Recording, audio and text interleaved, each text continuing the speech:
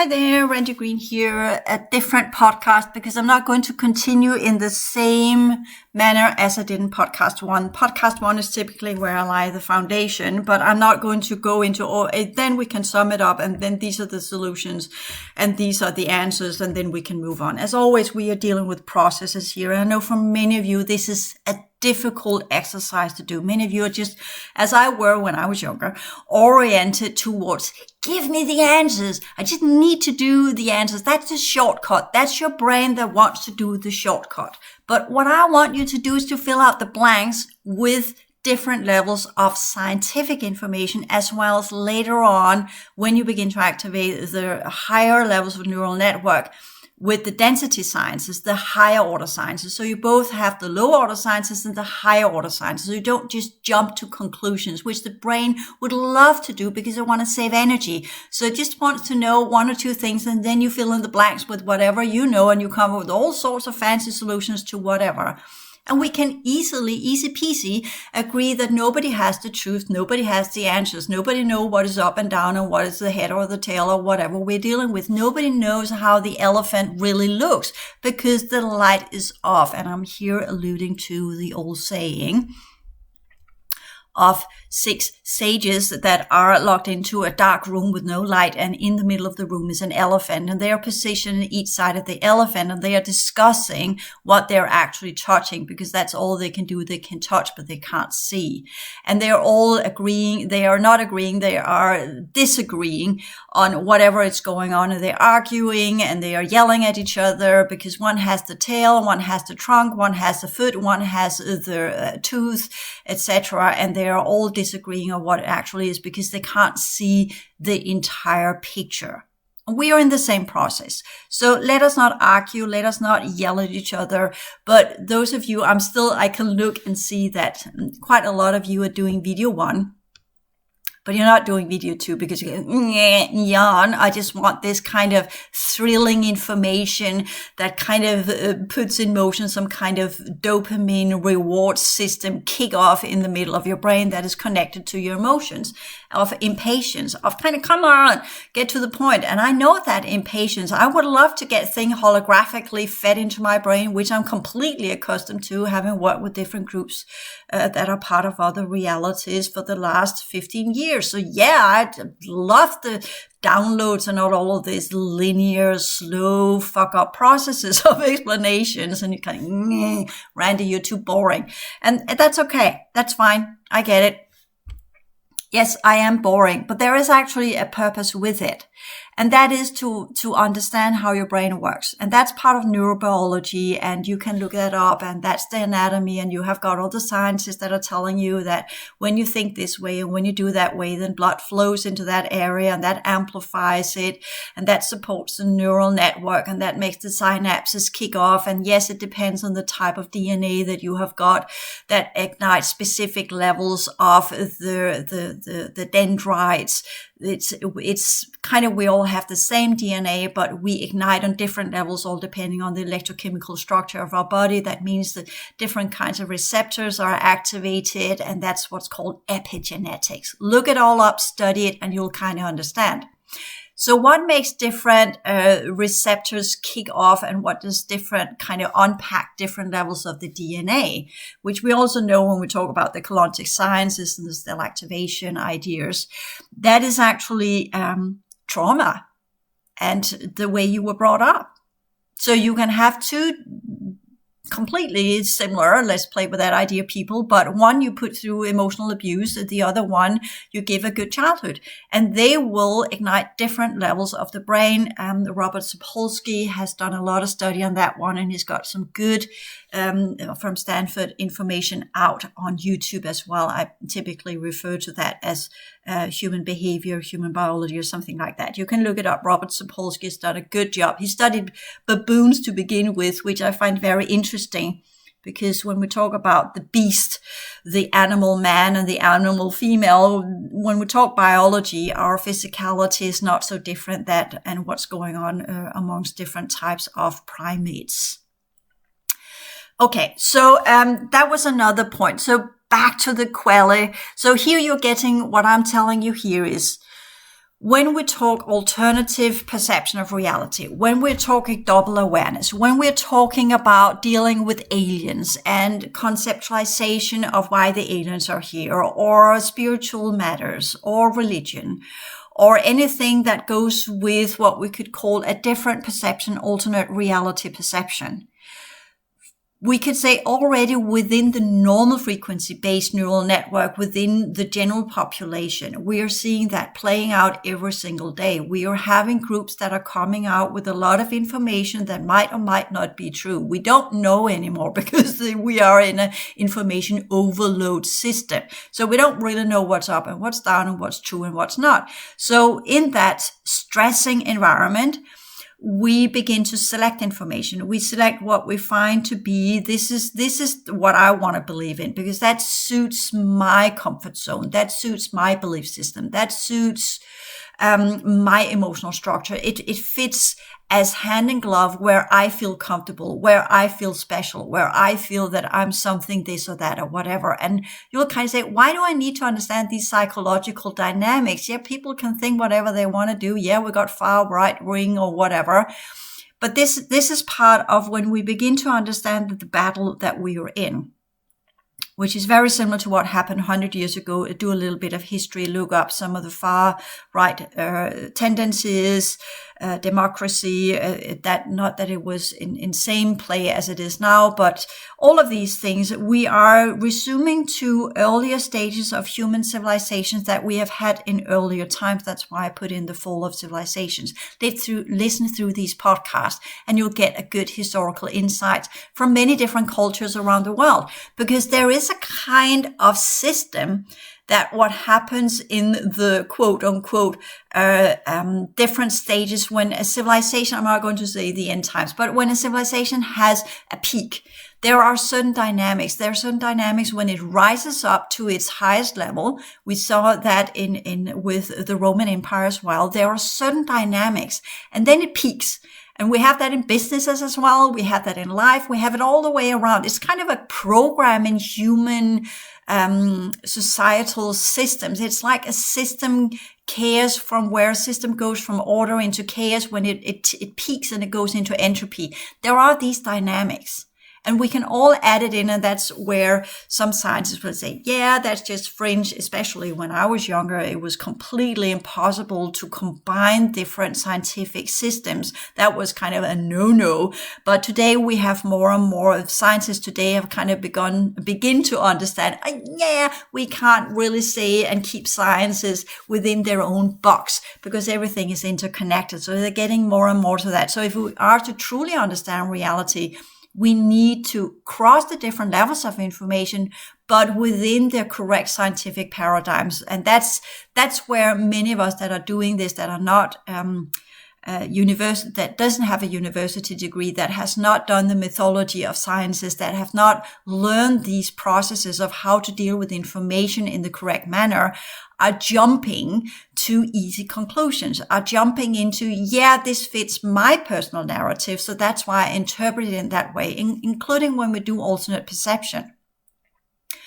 For instance, when we work with clairvoyance, people in my time, I have been around clairvoyant people, and I'm clairvoyant myself. And it all goes into your emotional field. How do you interpret things through your emotional field? It's an extra, you're an empath, but with an extra ability to it. You're able to decode people's emotional field. You're sensing people's emotional field, which animals do as well. Animals are clairvoyant.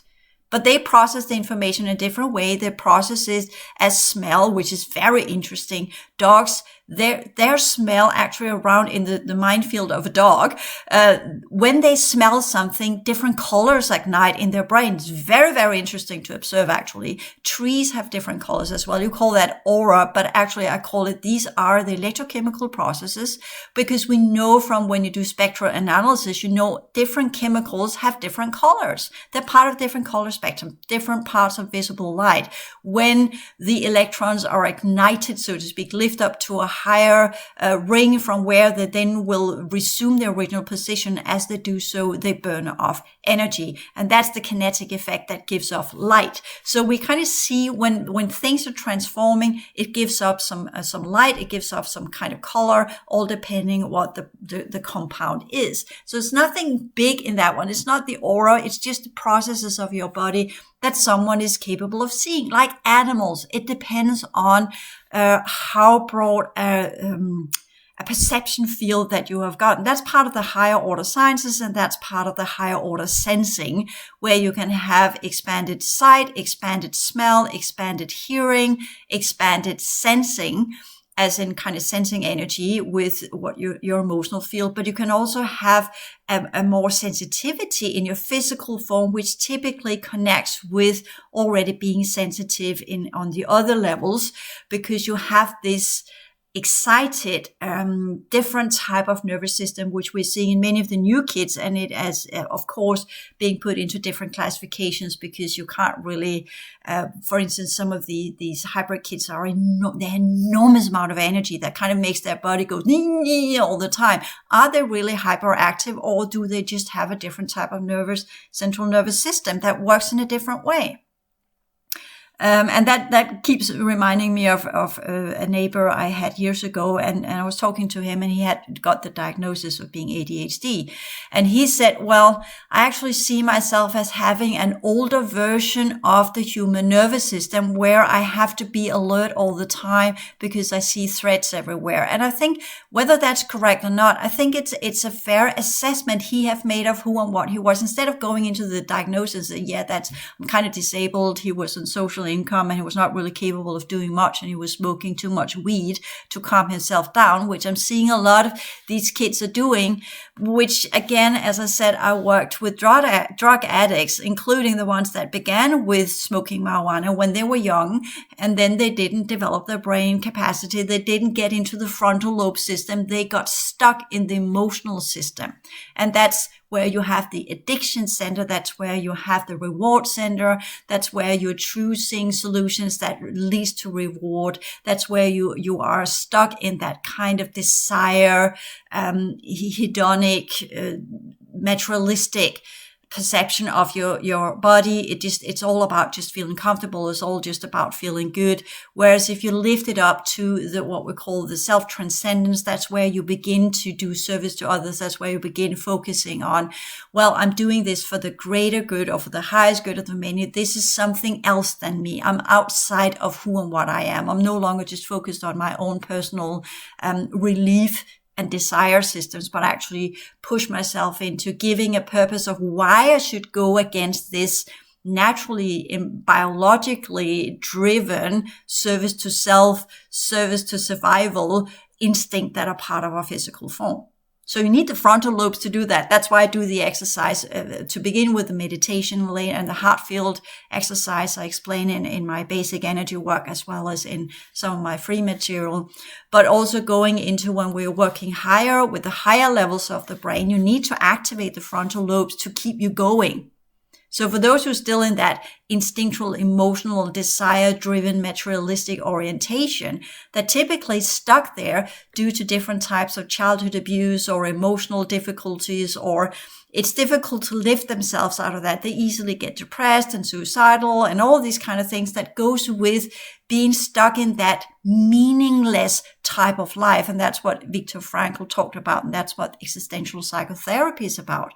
You need a purpose. And that's, again, as I said, that's been used in different groups within society. And my purpose here is to try and teach you a different type of purpose, where the purpose is not religion. The purpose is not to connect to your guides. The purpose is not a God. The purpose is not to activate your DNA, because how many have succeeded in that? Just asking the questions, you tell me. And how does it play out? What are the signs of it? Again, we need to ask these questions. So what is the purpose for you? What gives your life a purpose that is not political and ideology, that kind of goes into some kind of segregation dynamics or separation or them against us dynamics, but some kind of unity the idea. That's the compassion meditation, the Dalai Lama compassion meditation. And I'm going a little bit back here because that we can go back into. That's the basic level of the pituitary system that goes with the heart field, that activates your central nervous system and your peripheral nervous system into a higher level. That's where you really begin to activate the chakras, if you like. But the chakras are just energy centers you technically create behind the glands. And they connect to that golden substance that you activate in your pituitary. But you can only activate the pituitary on the right level because it's connected to the different types of glands and the electrochemical processes of the peripheral nervous system. If you are focusing your emotional field to push it into the frontal lobes, where you push from being emotionally instinctual driven, desire-based driven, as in me and my comfort zone, I need to protect that, and defense mechanisms and all sorts of constructions and narratives that self-justify why you're being a dick, why you're being an asshole, why you are responding in ways that you know are morally and ethically wrong. Why do you do that? And then you self-justify and put it into all sorts of weird narratives that allows you to be that asshole. So let us move beyond that and get into the frontal lobes, where we're actually looking at things from above. We're doing the observer. We're having a completely different type of brain structure in the frontal lobes that kickstarts a whole new level of processes of the brain. And that's where sciences come in, because they are based upon asking questions, finding solutions, finding answers, a different mythology than when you work with emotions. Emotions are all about what you feel, what is right for you. And emotions and feelings are technically two different things. Emotions are the electrochemical processes. Fear, that's an emotion. But how you feel about it is always based upon belief systems and what you have learned in childhood, how you have learned to deal with these things. As again, if you have had a lot of stresses in your childhood, it's difficult for you to balance yourself. It's difficult for you to find solutions to the problem in front of you. Instead, you regress into a childish state where you go into a frenzy, you go into panic, your adrenal glands kick off, activates the amygdala, you're pushed back into your fear system or flight system or aggressive system or whatever it is. And you are not responding rationally. You're not responding with your frontal lobe, understanding what you're actually dealing with. And that's probably what, if you ask me, what's the main purpose of your teachings, Randy? That is to live people as everybody else that began the spiritual journey. They will come to that process of the divide between emotional connection to become what we call rationally, logically, mentally observing, studying, working with the information system they have chosen to be their purpose. So we here understand the purpose is a way to lift us out of the limbic system, of the emotional field. We need purpose to orient ourselves in space while we are doing things. There are two main streams of energy that flows in the brain. You have what's called the ventral stream that kind of goes from the little brain, from the back of the head, and to the left side where it actually creates language. And then you have the dorsal or the middle one that kind of goes from, again, back of the head to the frontal lobes. And the one in the middle is connected to action. It's connected to thought processes. It's connected to rational ways of doing things, where you can say the left one is more connected to the limbic system. That's, if you look at infants, they have this whole training process of learning to get the body under control. It's very amazing to observe actually how that little lump of flesh becomes a living being, how it trains itself, how the DNA, the code systems in the body unfolds different segments, how the soul that's captured in that little body, typically they are actually, most of the infants I've been in contact with, I'm not saying everybody, but the ones I've been in contact with, until the age of 3 or 4, they are telepathic. You are in connection with whoever the true soul that is coming in. I can communicate with them, and they get frustrated of I'm this fucking body again. I need to get control of it. I need to learn how to work. I need to take control of the neural network. I need to take control of the peripheral nervous system. I need to take control of the central nervous system. I need to get my body processes to work. I need to learn to speak. And that's actually the ventral stream. It's interesting to observe. The child has this kind of, it's all depending on the age of the soul, begin with this kind of weird sound, like when when you are deaf. It's kind of the same sound. You are making sound, but because you can't hear the nuances, because you're deaf, that's the hearing. That's the ventral stream that comes in, because you have your language center more or less above the left ear. And of course, you can push it to the right side, but that's typically where most have it. So that's part of that one. That's some of the first thing the child is learning. At the same time, more or less, the child is learning to crawl and learning to take control of the legs, the whole exploring of the body. What is this? What are my hands? What are the side? And the side is the first thing. And side is connected to the back of the head, the occipital lobe, very difficult word, at the back of the head. And that's part of both the dorsal stream and the ventral stream. But that's part of the first stages of what the infant learns to control. Sight, looking at mom, finding the breast. Smell is also part of it. And smell is actually part of the reward system. And it's interesting when we talk about, and it's part of the frontal lobes. It's the lowest levels of the frontal lobe. And it's actually interesting in the Baylor material about one of the last things that kicks in at the higher order senses is actually what we call the higher order smell. The first thing that kicks in is the higher order sight. Well, it goes without saying. You had the infant that begins seeing. So that's the first thing the brain develops. That's sight on the base level. First level, sight, smell, language, and then orientation in space. That actually comes a little bit earlier. So let me do that one again. You have sight, smell, orientation in space, control of the physicality, again, hearing. I can't remember it again. Sorry. I'm trying to create a scheme of what activates first. And I'm jumping all around because I haven't really thought that through, but it has a specific dynamic, again, depending on the age of the soul. But when we talk about the higher order senses, they more or less follow, let's do a more simple version. The way you unfolded the different segments of your brain when you were getting control of your body is the same way that the higher order senses develop in you. So sight is the first one. Clairvoyance is the first one.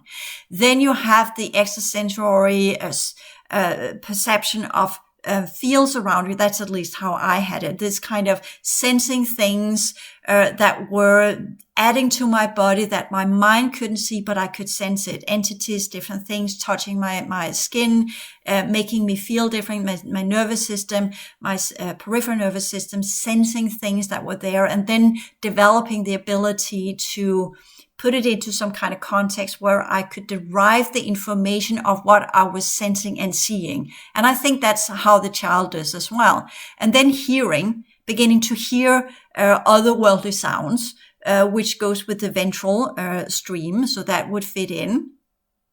And then the dorsal stream, learning to take actions to it and how to combine in the brain. That would make sense. I haven't thought this through. You're in the process with me on this one. But then I would say what the Baylor material says is that smell is typically the last one. And I agree on that one because smell is enabling you to distinguish between what is good and what's bad. So that's what it does. Discernment. And discernment is part of what we call a mental feature, whereas sight and sensing and being in the room is part of our physicality. So these are what we could call the higher order levels of tactical, or the five senses that most people are using. But smell is something we forget later on. We have it when we're kids, when we're infants. We're smelling our mom, smelling our dad. We rely on smell like animals. But the whole process of when we activate the guru center, the guru centers that are connected to the mind field, then smell is one of the features that kicks in. That's what I wanted, where I wanted to go. But there is an interesting correlation between how the brain ignites and how the infant develops due to the, what we call the biological activation scheme of the physicality to be able to be a human inside this world, because it's a kind of a program that runs in the DNA. So that goes with the higher order senses. They're kind of connected. for those of us who have activated these senses slowly. And we could say, well, that's activation of different levels of the DNA, if you like. Could very well be, because if you ask of me, one of the periods in 16, I think it was, I was dealing with the NOAA group, and they were showing me a lot of this genetic engineering they were trying to do when they were doing their hybridization, enhancement of human, some of their super soldiers and some of these programs, which those of you, unfortunately, it was shut down. I had, you know, that one, for those of you who go far back, you remember that one with the reptile on my table, which was actually a human that was enhanced with specific type of alien technologies. Very, very interesting to get that insight, and some of the other things that they showed me as part of the training program I was under at the time. Whatever the purpose was, it kind of got completely derailed in 18. So it was just, it is what it is. It never really came to any conclusion, but it probably had some kind of purpose at the time. Anyways, just to put things in context, yes, we have extra layers on our DNA, but it's typically in the fourth and the fifth dimension. Of course, we know that from the colontics as well. So that's part of the activation process. And the next part of that one is, of course, also to get it implemented so it becomes part of our physicality. And when we talk, again, we go with the colontics and spiritual teaching systems, as well as the Bailey material that were written in the beginning of the from 1918 or 21 or whatever to 1959 when she died. It's just, it's been there already. The colontics did not say anything. What they added in was the alien agenda in a new and very different way than what's been out there as well. But the question is, again, how much can we trust and how much can't we trust? It's all a process. We are all putting in different, again, the elephant in the room. We are all putting in different angles to what we know. So this is part of that one as well. So let's not exclude anything. But again, as when I talked about the Queller and I want to talk about the sayings of Jesus and the Gospels, let us remember everything is written within specific contexts, within a specific political agenda, with a specific purpose, oriented to a specific group. All sorts of information is made that way. It's targeted for a specific group. It is written for a specific group, and it has a purpose for a specific group. And it is to activate different types of genetics for different types of groups. So that one I also want to put in here. So a lot of information, a lot of look up for you, and you're kind of saying, well, you were in the middle of a process of saying something. Yeah, but I just suddenly, my energies just got sucked out of me. Just and what happened, that was when I talked about the colontics, interestingly enough. So I'll just leave that one and not bring that to the table. But when we talk about these different groups that have put out different ideas of activation and of how to reach the higher order consciousness, we must keep in mind that once we are undergoing these processes of activation, we need to put it into cultural context. We need to put it into history. We need to put it into the physicality. We need to add sciences, because that's the higher levels of our brain. We can't just do it emotionally. It can't just be spirituality driven on emotional comfort zone and guides and healing of your broken heart and your trauma and your scattered emotional field, which the majority of humans on our planet have due to their childhood, due to the way life is. Life is tough. It's difficult to mature. It's difficult to grow up and become part of this world and learn how to navigate. And you get hit by other people, by experiences, by life itself. And these are some things that comes when you get older. You get a little bit more oriented towards not fixing things. I love to fix things, but you also allow processes to be there. Understand some things are not to be fixed, but you learn to be in it. You learn to be in the process. You work with it. You find solutions to it. You find ways to navigate through it. You find ways to rise back up. You become more resilient if you learn to work with your emotions and your electrochemical processes, as the gurus did when they did the chakra meditations. That's part of that project.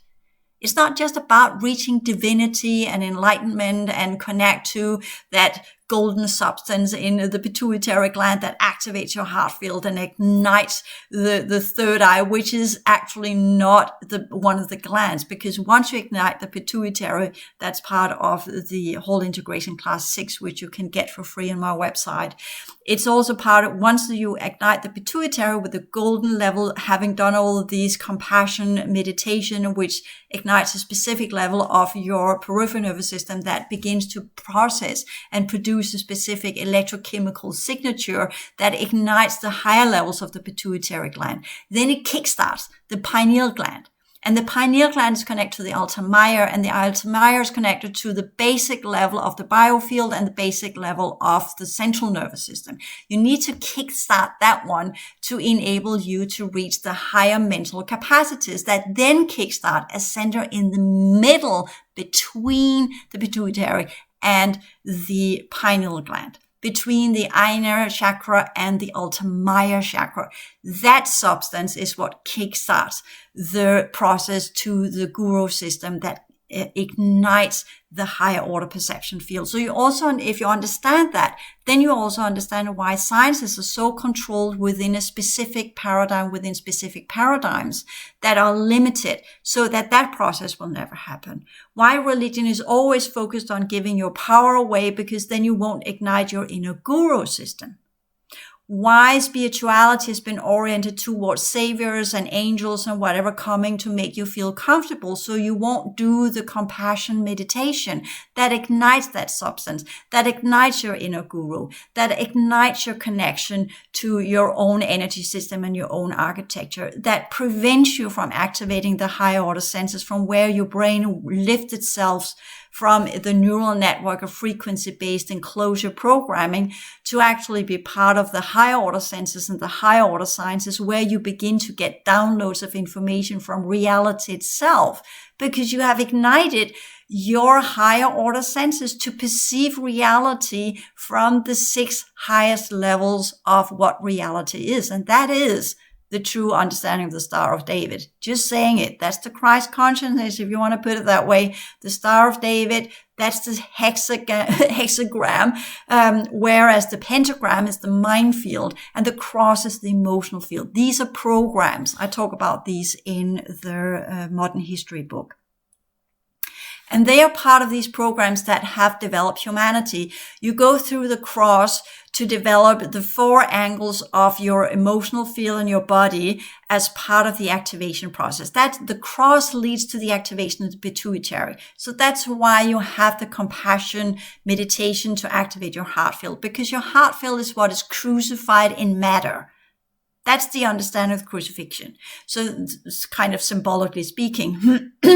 So you use the cross to that one. That's why you have the compassion, the understanding of others. That's why you lift yourself from being the animal to become a morally, ethically driven human that begins to activate the purpose of life. It's not me and my desires and me and my needs and me and my sexual energies. You lift above the body. You aspire to activate the inner guru, the inner teacher. And you find that in the Gospels as well, because it especially in the Gospel of Thomas, you find that lift a stone, go in, look in a tree, whatever. I'm everywhere. The divine is everywhere. Everything, everywhere is composed of some kind of intelligent energy. But that's just the beginning of it, because I'm deliberately here saying intelligent energy. It has a coding, but it's not conscious. It's not processing information in a conscious way. A stone has intelligence. You can communicate. We see that with crystals. The finer they are, the more you can actually activate them to a degree where they begin to give off information. But it is not making it a living being. It's still a stone. But you activate the intelligence principle in things, in items, which all nature-based civilizations have known, but you're technically amplifying it with your consciousness. You're amplifying energy so it comes to life. And that's part of the transformation process. That's part of what we're doing here. That's part of this universal cycle. That's what we're here for. So that's that purpose. So that's the first step of why you need the higher order senses. Because if you're just on the 5 tactical senses that are connected to your physical form, that these senses are just for navigating in space and being in this reality and survival. It's very basic. similar to with the animals. So if you really want to go in and grow out of the beast that you, or the cross of matter that you're crucified on, where you have this orientation, that's part of the CHM, as I explained as well, where you have that, technically goes through your heart field. You have that front and back and up and down and left and right. So that's kind of, you say that's six levels of orientation. Yes, but you can also say you have the inner human, the outer human. That's the cross, where you combine the inner human, the outer human. You have that, when I talk about that, the horizontal processes in your energy work, that's combined with the beast or the animal, man, or the biological level with the emotional level on the primitive level, where you do different processes of transforming your bioform via different types of exercises, through food, through meditation. But the goal is to get to that point where the horizontal level, that you're just on the same line of information, so to speak, being inside this reality. You need to get it into the upright vertical that ignites the inner guru, that ignites that level where you create not only your heart field, but also that center in the middle of the head that kickstarts that higher level, where the guru system, the inner chakra, is the first. That's why it has two levels. It has the outer human, the emotional biofield, navigating the world, mastering the world, and reach that point where you are, when we talk about mastering the world, is kind of going to work and being good at your work and whatever. Yes, that's part of mastery, but that's not the entirety of life. That's just kind of materialistic success. Yes, you need to have it so you know what it is, but that's not the goal or purpose of life. The mastery of life is to master who you are. It is to master your emotional processes. It is to master your brain processes. It is to master your physicality as the kid. The infant is struggling to get control of physical form. That's just part of the journey. And then we reach the teens and we get into all the emotional processes and we forget what we're doing. We never really get to the frontal lobes, and we use the frontal lobes to just justify why we're doing what we're doing. But that's not what we're supposed to do. We need to push that one step further. And that's why we need the purpose. And whatever the purpose is, it is a process. And the process is to develop yourself to the highest degree of what you can achieve. And you're now saying, oh yeah, now you're getting to the end of where you talk about the highest purity rate, the highest standards, and the highest progression rate. Yes, because the highest purity rate is your physicality, the highest standards are your emotional field. That's what religions are all about. That's the cross. How do you go from being submerged into matter and crucified on selfish desire, hedonic, service to self orientation that goes with the survival of the fittest? That's the cross. Into where you technically, and that's part of the Gospels, that's symbolic understanding of the Gospels, because the Gospels are not a story necessarily about an actual person. It could be based upon an actual person, but the Gospels are not written to portray the actual person. It's written to portray a journey, a process of reaching divinity, similar to the Guru teachings. Right? It's about reaching divinity, as simple as we see it in the Buddhist teachings. It's about reaching enlightenment. What is enlightenment? That's your inner guru. That's the inner teacher that teaches you a new orientation in life. That has nothing to do with connecting to a God that tells you what to do. As a voice in your head, yes, I've been talking to God. No, you've been talking to a parasite or a cube, or a quelle, which is one of the cubes. So we could spell a cube, instead of spelling it with ABC, with a C, then we can spell it with a Q. So it becomes a Q-U-B-E, a cube, which is kind of what most of these people that are connecting to quote unquote source are connecting to, these cubes with a cube that are the quelle, that are the source, that are the foundation of most religions. Wow, now I'm going to get my sorry ass kicked for that one. But let us just, that's how I perceive it. So when we're talking about having a purpose and lifting people out of that orientation that for some, they substitute their belief in some kind of ideology with some person they look up to, some kind of role model. I've had people who substituted their belief systems with mine, and then suddenly I become the one in the center that they rely on, and they get all sad and sobby and all sorts of things when I then cut loose, because I can see they're now substituting their need for having some kind of purpose focused on a person or a god or some kind of fixed point that they can focus their power on and say, as long as I'm in contact with you, or as long as I'm in contact with that, then I have my purpose. And that's not the point. And that's when you do when you look at the Gospels as well, and when you do the Buddhist teachings, or you do the Hindu system. It's not about relying on others, that you're giving your power away. It's about finding the inner guru. It's always about finding the knowledge you have within, the wisdom you have within. And these are two different things again. So you can be very knowledgeable, but be an absolute fool and an absolute ass, right? So it's all about wisdom. It's all about what do you do with the knowledge you have. And I can see on the whole, the 2 podcasts I put on the whole project, YouTube channel, where I'm saying, it's not about what you know, but it's what you do with what you know. That title is not, people are not listening to it. That's really sad, because there's a lot of good information in there. Don't just go for the title, because I'm deliberately not giving the title away of what the content is, because I want you to understand that if you want to get the true information, don't go for the obvious. We talked about agendas. We talked about there's a reason why I'm not putting it out there clearly, as everybody's working within this field, so that we avoid certain patterns of information, because certain words connect to certain patterns of information in the collective. And I'm deliberately not putting out titles so that it's easy and obvious to see what I'm talking about. You're saying, that's annoying, Randy. No, this is to get you to understand that the journey you're on now is something completely dissimilar to what you're accustomed to. This is where you are again beginning to learn new ways of developing yourself. That's the challenge of the progression work to begin with for most, as in most of you are either in your 20s or in your 30s or in your 40s or whatever. And that's where I am telling you, you're not done. You might master the basic levels of what it means to be a human, but you're an animal human. You need to live to a higher level, and that takes an enormous amount of work. And you have to get out of all of your old habits and your comfort zones and everything that you have developed around yourself that defines who you are, that justifies who you are, your self-identification points of this is who I am. Yes, but you can be so much more. And what is it?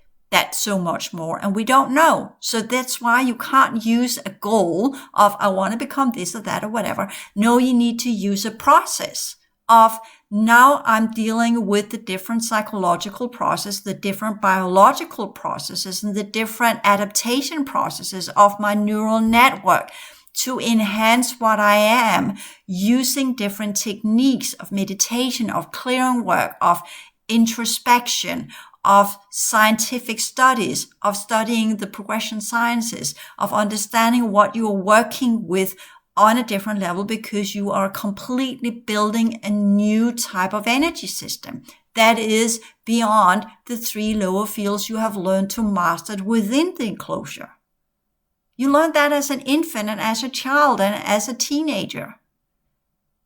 So the maturing process is here to understand, yes, you are mastering the 3 lower fields to whatever capacity. Many of you are not even mastering that. So that's part of this, the 7 petals of the blue flower, where you understand to get to the point where you are a whole human, a wholesome human, is that you understand it's about nutrition. It's about exercise. It's about work. How do you earn your money so you can pay your bills? It's about, or how do you get an income so you can pay your bills, and hopefully something that's not completely destroying you energetically. How do you do education? What does it mean to educate yourself? What is education? Some of it is formal. Some of it you get exams so you can prove to society that you're a good citizen. That's part of it as well.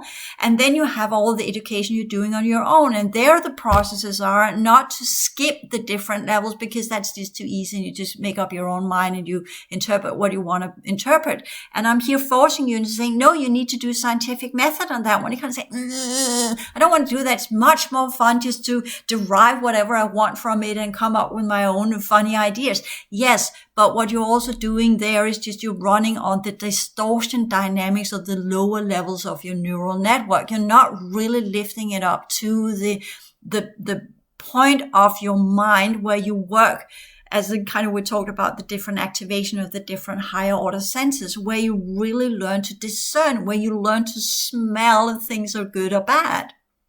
Some people have, even though they smell nice of perfume, quote unquote, they have a disgusting smell to them, which they're kind of trying to overshadow using perfume subconsciously, because they can take a shower and they don't need to smell sweat or anything, but what is in them is just so disgusting that they are yuck.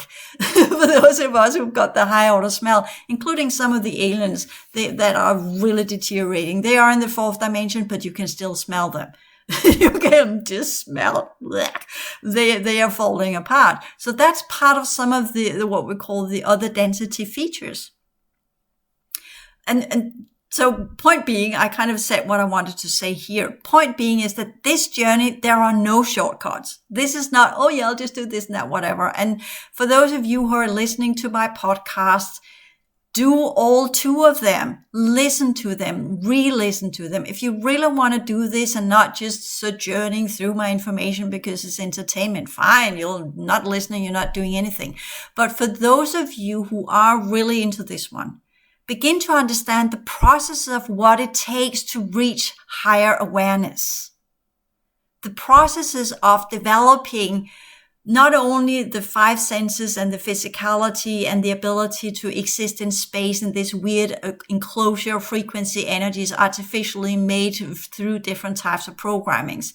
That is the off-learning process for many of you. And I'm saying off-learning because many of you are to reorient yourself in space, reorient yourself about what you believe reality is, to absorb and deal with these new concepts and these new ways of being human. And then you need to learn to navigate in that new space, a new way of working with your dorsal stream, a new way of verbalizing, a new way of the ventral stream, and verbalizing what you're experiencing, using your brain in a completely new way where the information you get is not similar to anything you get out there, and still work with it so it becomes what we could say a tool where we can navigate and say there are similarities. We can talk about it to each other because we are developing a similar type of language for what we're dealing with. And I can see some of the things I have gotten as well from some of the aliens I'm talking to. Other peoples are using the same terminology. So we are developing a new language for this. And that's part of the processes of the whole academy, to give these tools for the higher awareness, to give these sciences for the higher awareness, to give this new perception of reality for the higher awareness. And that's a very long learning process. It's not just about getting good information or that's fucking exciting or whatever. That's just biologically the reward system, part of the lower levels of the brain. It ignites curiosity and it's fun and what have you. And that's good. That's good. You need that. But when we really go into really working with this, then it's a strive. It's an aspiration. And that's what the gurus were doing. That's what the true Buddhists that are really working with enlightenment are doing. That's where people that are really trying to reach the higher levels of consciousness, they understand that this journey, and that's why I talked about in the last videos of the whole project, or whole Changemaker Project News, where I talk about, unless you have that drive within you, it's going to be difficult because this is not something you do because it's fun. This is something you do because it's an imperative. It's something that drives you. It's something that you have within you. No matter what is thrown at you, you know, I want to do this in spite of logical, rational, basic, desire-driven survival mechanisms. There's something in you that tells you that to survive this reality, you need to lift up to the frontal lobes. You need to activate the inner guru. You need to self-transcend. You need to lift above what you are if you really want to make it. You need to create a new type of resilience. And then all of these different processes of what it means to become a galactic citizen. What does it mean to activate the different levels of your DNA? It opens up to different spaces. But how do you navigate in these different spaces? What are the information in these different spaces? What are the beings, the humans, the humanoids, the different races in these spaces? You are relearning what it means to be human in an expanded reality, with expanded sensing, with expanded consciousness potentials, with expanded sciences, with different reality dynamics that has nothing to do with this little mud hole that we are currently bathing in. So that's part of also what we are doing, and that's what I wanted to share with you today, giving you some of the reasons why people get into the rabbit hole, because that's where they can have the purpose that is connected to a very emotional driven comfort zone that gives them purpose and existential need. But when you do the progression work, when you do the enlightenment work, when you do the inner guru Hindu teachings, all of them, when you do the true understanding of Christ consciousness, it's nothing to do with emotions. It's above the emotions. It's all about reaching the higher order sciences of what it means to have higher awareness and the realities, the seven heavens, or whatever we call it, that we connect to. And then we need to learn to navigate in these realities using our mind field. Because as long as you're just using your clairvoyant, emotional driven, spiritual oriented heart field, which is the first step of the journey, you are still connected to the, first and foremost, the astral plane. You are still connected to the distortion fields. You are connected to the fourth cycle still. You have not completed the cross. The next step of the journey is the pentagram, which you need to master. You have the upright one. You have the downright one. That's the polarity forces. That's the next step of the journey. And that's the one humanity is moving into. And general sciences are a good place to begin to have rationale and logical processing of information. But what takes us into the true orientation of the pentagram that lifts us from the beast, that's the pentagram. You lift from the beast into being the true human or the true humanoid. That's the mind field. That's the mental system that very few on this planet have got access to. Most get stuck in the compassion system, in the heart field, which is part of the journey, but it's not the entire journey. The next step is the fifth cycle, the pentagram, the higher order sciences, the higher order capacities, the ability to deal with other realities from a higher awareness point of view, from higher order scientific point of view, from higher order types of existence, from systemic energetic points of view. Learning to navigate in a space that is beyond our planet and is actually part of a complete universe, cosmic awareness. And for that, you need the mental capacity. So that's why I'm doing all of these podcasts. I'm trying to take you by the hand and saying, these are the steps. Come on, let's go. Let's go that direction. But you need to do the work yourself. You need to listen to these podcasts. You need to study the sciences, and you need to study all the things around you that I'm telling you to do. And people don't like to get told what to do, and people would like to do it in their own pace, and people do it in their own pace. But I'm trying to keep up a momentum here in these podcasts. And that is that's my plan for a while. Let's see where it goes.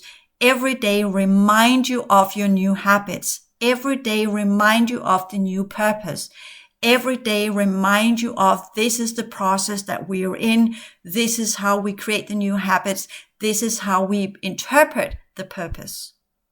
The purpose is not to save the world. The purpose is not to connect to God. The purpose is not to get into heaven and sit on the right side of God, or whatever it is, all of these different systems, the Kabbalah or whatever. The purpose has always been from all of these systems, including the Kabbalah, actually, if you really go into depth with it, it is to reach the inner guru, technically the holographic teaching system, but it's part of your biology, your architecture, everything that's behind this physical form is connected to worlds beyond this planetary system. And to navigate there, to exist there, to interpret information there, to connect to the information systems, to learn the sciences, to learn to be part of these worlds has always been the goal for everything that's going on. But the astral barrier, the frequency fence, the ability to get there is difficult. And that's part of the clearing work. That's part of the very, very, very difficult path to get there. So that's also part of the progression sciences and what I teach in the whole academy. So with that second podcast here, thank you for listening in. And if all goes well, I'll do another one tomorrow. If not, I'll do another one when the time is right, when the energy is there, and we actually have something that is worth listening to. Thank you.